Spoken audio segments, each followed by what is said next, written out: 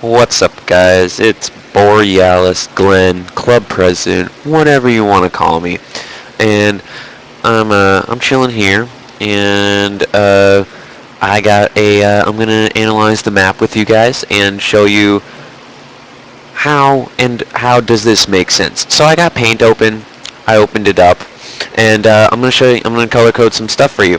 So you take this blue. This is blue Nexus down here. This is where blue team will start, and purple Nexus is up here. So they're direct opposites, right? Purple minions go through here, and through here, and blue minions go here, here, and here. So normally down bot lane, you want to keep the minions at about here if you're on blue side, and if you're on purple side, you want to keep them about here. This is so that you can get a free easy ward in the bush that is right in here and in here that will protect you guys, that'll protect these lanes from ganks. And ganks come from a jungler. The jungler, depending on who's jungling, will either start on in blue, so this is blue on both sides, and blue buff will give the jungler mana and cooldown reduction. So for most junglers, it is a really good idea to start blue because you can have great sustainability in your jungle and you don't have to go back as much. Some junglers that don't have to start on blue is like if you want to gank level 2, so you can start in red buff right here and down over here. And so once you get like level 2 from this, you will travel down through lane and then you can gank right here. Same with up here. You can come in and gank right here, or you can come around and gank.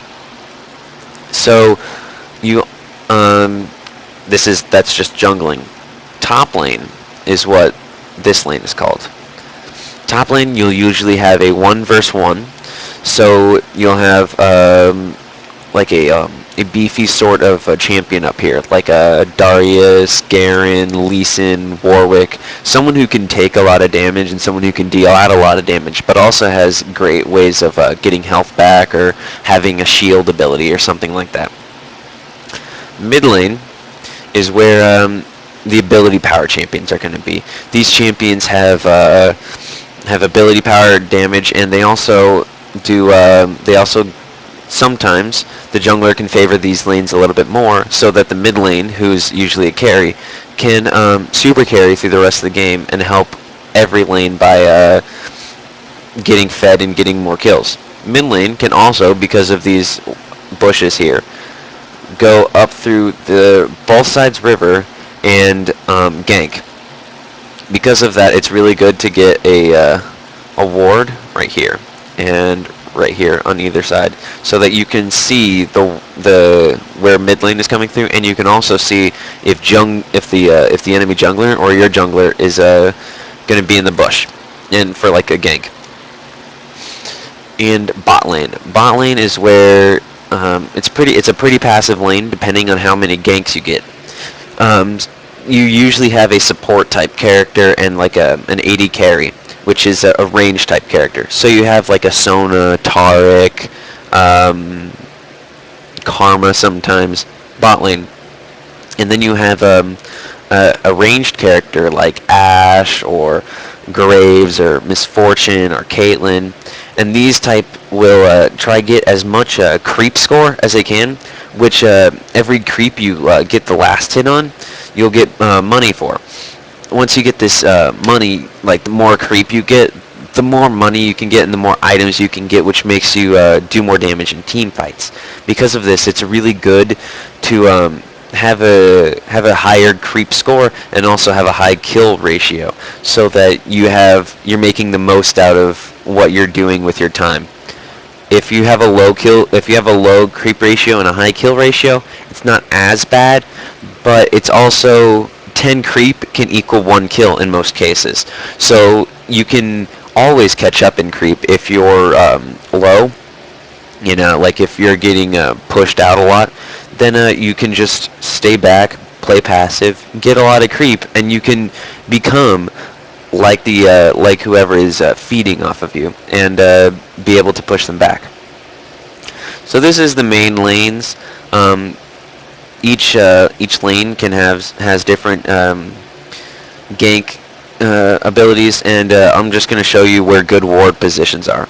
So for top lane, a good ward position is right in this tri-bush. This will show you where the purple side junglers are going, so if they're going to come in through here or come in through here to gank, then you can see where they're going. And also down here is also a good place. So if you have both of these warded, you can basically be safe in your lane by pushing people out. And so you can always just know that you're going to be safe unless they come in through here. Mid lane, as I said, you want to ward here. You also want to ward up here and over here. By warding over here, you can see if the enemy jungler is going to go for red, or if they're going to go for a gank over here. Likewise, you can see if they're going to go for red or a gank up there. And for bot lane, wards are good right here, in tri-bush, in this tri-bush, and over by Dragon. Dragon is an epic neutral monster. This means that he has a lot more health than the other monsters in like the jungle, and he also deals a lot more damage. But if you kill Dragon, you get global gold for the entirety of your team. So it's a really good thing to capitalize on early, so that you can start building up for there's better and better items, and that if you can keep control of it, you can always have that constant team gold.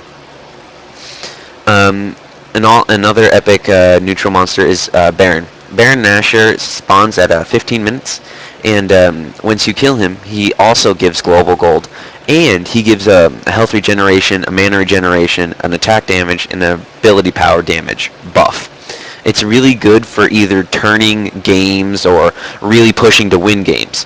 And it's really good if you can steal it. So if you need to steal it, or like you know they're going to be fighting for it, you can put a ward right like on the edge over here, and that'll give you enough vision that you can stand on this edge and smite Baron. And this can make for some good plays and some good steals. But depending on who your lane or who's on the enemy team, you can get like pulled on or CC'd or initiated on through this wall if they have enough initiation, which can also lead to bad team fights, giving them more kills and letting them keep control of the Baron.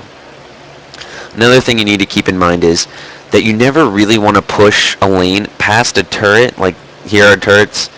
You never really want to push a lane past like your first turret before 20 minutes, because if you push your lane past your turret in 20 minutes, it gives the enemy team who you push the turret pack from, it gives them free farm, and it gives them the ability that to ward inside their jungle and to play safe. If you have to be past this half of their map before 20 minutes, you become very vulnerable to enemy ganks coming in through here, or through here, or through here.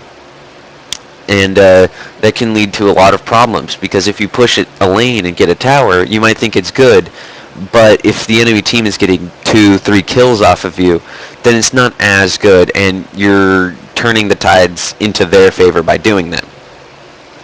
And so another thing is, when you're pushing enemy turrets, each turret has a set number of health and set number of damage. So you take the damage, you kill the turret, and you can kill this turret. The turrets in like the first two turrets are really just buffer turrets, and they don't really do much except they're there and they give you vision, and they're a place to fall back on if you're getting ganked. The base turrets though, these turrets, as they're called, inhibitor turrets, because they have inhibitors behind them. These inhibitors will spawn super minions. These super minions push lanes much, much faster because they have a lot higher health, a lot higher armor, and deal a lot higher damage. But the super minions will, whenever you kill an inhibitor, it'll also increase the stats of all the minions in every other lane. So by getting more and more inhibitors down, you're increasing the push capability of your lane. And this can also lead to a snowball effect, where you can push maybe this lane, the inhibitor is down. So then your minions push through this lane or through this lane. So you can capitalize on that, and because the enemy team has to stop this lane over here because the super minions, you can push this lane and get maybe 2 more turrets. This will in turn lead you to take the Nexus, which in the end goal is how you win. You can either win by a Nexus kill or by a surrender. At 20 minutes, you can surrender, and I would only recommend surrendering if it's very dire and if you're doing very bad, and if you know if it's gonna be a loss. So I think that's most, if not all, of my map information. I'll post this later tonight, and I will see you guys later.